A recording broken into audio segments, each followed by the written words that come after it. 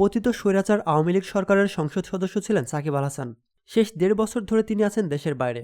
দেশের বর্তমান রাজনৈতিক পরিস্থিতিতে জাতীয় দলের জার্সিতে তার আর খেলার সম্ভাবনা দেখছেন না বাংলাদেশ জাতীয় ক্রিকেট বোর্ডের পরিচালক আসিফ আকবর। সাকিব অনুশোচনা না দেখালে জাতীয় দলে ফেরার জন্য তার কোনো পথ নেই। ২০২৪ সালের জুলাই বিপ্লবের পর আর দেশে ফেরেননি সাকিব আল হাসান। তিনি সেই সময় সংসদ সদস্য ছিলেন। ভারত সফরের পর থেকে আর বাংলাদেশের হয়ে খেলা হয়নি সাকিব আল হাসানের।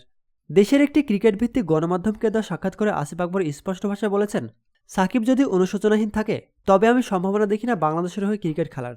বর্তমান অ্যাটিটিউডে সেভাবে থাকলে আমি নিজেও চাইব না সে খেলুক। আপনি ২০০০ লোককে হত্যার পরে শহীদের ওপর দিয়ে এসে ক্রিকেট খেলবেন, এটা হবে না।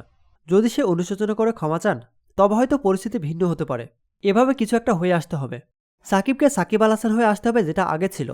তবে সমালোচনার পরও ক্রিকেটার সাকিবকে নিয়ে আসিফ আকবরের শ্রদ্ধা কমেনি। তিনি বলেন, সাকিব আল হাসান ইজ সাকিব আল হাসান। এটা বাংলাদেশে ১০০ বছরেও আসবে না, এটা আমি আবারও বলছি।